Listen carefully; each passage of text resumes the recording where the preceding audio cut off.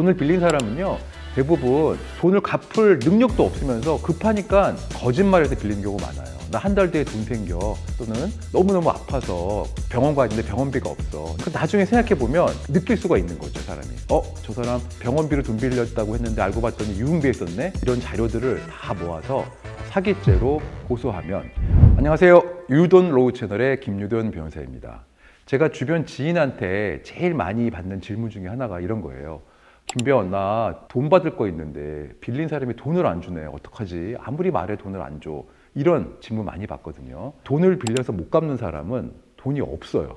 돈이 없어서 여러 사람한테 돈 이미 빌리고 있을 가능성이 큽니다. 그래가지고 돈을 못 갚는 경우가 많아요. 결국에는 그 사람이 돈이 생기면 나를 가장 힘들게 하고 가장 먼저 갚아야 될 것 같은 사람 돈부터 갚습니다. 좋은 말하고 기다려주면은 돈을 못 받는 경우가 대부분입니다. 자, 그래서 이런 경우에는 어쩔 수 없이 법적인 절차를 거쳐야 돼요. 첫 번째, 일단 변호사 명의의 내용증을 보냅니다.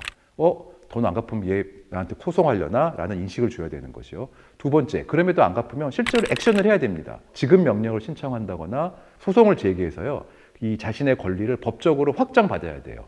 그런 다음에 이걸 가지고 강제 집행을 해야 됩니다. 근데 대부분의 경우에 강제 집행을 해도 돈이 없는 경우가 많거든요. 그런 경우에는 이 사람을 채무 불이행자에 등재시켜가지고 신용 불량자로 만들어서 상대방을 힘들게 해야지 본인이 어떻게든지 돈을 마련해서 갚는 경우가 있습니다. 자, 이런 거 다 해도 못 받는 경우도 많아요. 이때는 가장 마지막이고 가장 강력한 수단이 있습니다. 바로 사기죄로 고소하는 겁니다.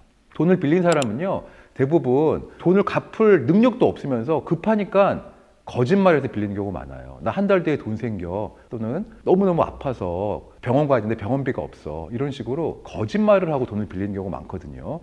나중에 생각해보면 느낄 수가 있는 거죠, 사람이. 저 사람 병원비로 돈 빌렸다고 했는데 알고 봤더니 유흥비에 썼네? 이럴 수도 있고요. 저 사람 한 달 뒤에 돈 갚을 수 있다고 했는데 한 달 뒤에 돈 나올 때가 아무 데도 없었는데 그렇게 말한 거네? 이런 게 확인되는 경우가 있거든요. 이런 자료들을 다 모아서 사기죄로 고소하면, 사기죄 같은 경우는요, 보통 1,000만 원 이상만 피해게 돼도요, 실형 선고 요즘 많이 합니다. 그래서 상대방이 상당히 압박을 느끼거든요. 그럼 어떻게든지 돈을 마련해서 갚아오는 경우가 많아요. 대신 중요한 게 있어요. 사기죄로 고소해서 상대방을 실제로 처벌하게 하려면요, 상대의 기망 행위를 우리가 입증을 해야 됩니다. 그래서 증거 관계를 잘 마련하는 게 좋아요. 너 돈 언제 갚을 수 있다고 했지? 한 달 뒤에 갚을게요. 그러면은 한 달 뒤에 왜 돈이 생겨? 라고 해서 구체적인 변제 계획을 묻고 그거를 다 근거로 남겨놓고, 문자나 녹취록으로 남겨놓고요. 그 다음에 상대가 돈을 돌려막기 한다고 하면은 돌려막기 하고 있다는 걸 잘 입증을 해요. 사실 돌려막기는 거의 사기일 가능성이 크거든요.